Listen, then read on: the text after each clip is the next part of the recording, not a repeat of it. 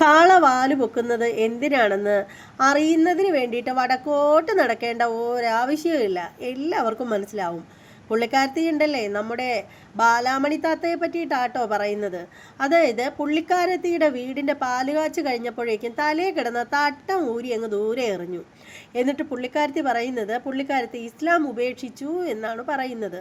ഇസ്ലാം ഉപേക്ഷിച്ചെങ്കിലും നമ്മുടെ മതത്തിലൊന്നും ചേർന്നിട്ടില്ല കേട്ടോ. അങ്ങനെ ചേരണമെന്നുണ്ടെങ്കിലേ ആര്യസമാജത്തിൽ പോകേണ്ടി വരും. എന്നിട്ട് അവർ പറയുന്ന ആ ഒരു നിബന്ധനകളെല്ലാം പാലിച്ച് മതത്തെക്കുറിച്ച് പഠിച്ചിട്ട് മതം മാറുക, അല്ലാണ്ട് നെറ്റിയിലൊരു പൊട്ട് കുത്തിയെന്ന് പറഞ്ഞിട്ട് ഒരു കാര്യമില്ല.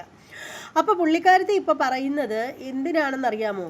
അതായത് ഇവളുടെ കയ്യിൽ നിന്നും ചില മന്ദബുദ്ധികൾ എന്നേ പറയാൻ പറ്റുള്ളൂ. മണ്ടന്മാരായ ഹിന്ദുക്കളൊക്കെ കുറേ പടമൊക്കെ മേടിച്ച് കണ്ണില്ലാത്ത കണ്ണനെ വീട്ടിൽ കൊണ്ടുവന്ന് വെക്കുന്നു. ആയിക്കോട്ടെ, അതവരുടെ ഇഷ്ടം.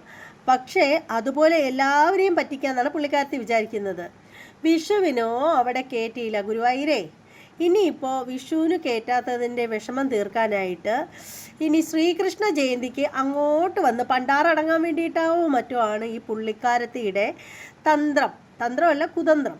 ഇത് നമ്മൾ ഹൈന്ദവരെല്ലാവരും ഓർത്തിരിക്കേണ്ടതാണ്. പുള്ളിക്കാരത്തി ഇനി ഞാൻ പറഞ്ഞില്ലേ, ഇനി ശ്രീകൃഷ്ണ ജയന്തിക്ക് അങ്ങോട്ടേക്ക് വരാൻ വേണ്ടിയിട്ടുള്ള പുതിയ അടവാണ് ഇപ്പോൾ തട്ടം ഉപേക്ഷിച്ചു, മതം ഉപേക്ഷിച്ചു എന്നൊക്കെ പറയുന്നത്.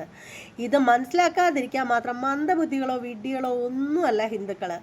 അപ്പോൾ ഇത് നിങ്ങൾ പരമാവധി ആളുകളിലേക്ക് എത്തിക്കണം കേട്ടോ. പുള്ളിക്കാരത്തിയുടെ വെറും പ്രഹസനാണിത്. നിങ്ങൾ കണ്ടോ, പുള്ളിക്കാരത്തി ഇതേ ശ്രീകൃഷ്ണ ജയന്തി കഴിയുമ്പോഴത്തേക്ക് തലയിൽ തട്ടമൊക്കെ വീണ്ടും വലിച്ചു തൂക്കിയിടും. പിന്നെ നല്ല അടിപൊളി മോഡേൺ ഡ്രസ്സ് ഇടുമ്പോൾ അവർക്ക് തോന്നിക്കാണും തട്ടം ഒരു ബാധ്യതയാണെന്ന് തോന്നിക്കാണും. അതുകൊണ്ടായിരിക്കും. അല്ലെങ്കിൽ ഇത്രയും നാളില്ലാത്ത കണക്ക് തട്ടം ഉപേക്ഷിച്ചു എന്നൊക്കെ പറയേണ്ട കാര്യമില്ലല്ലോ.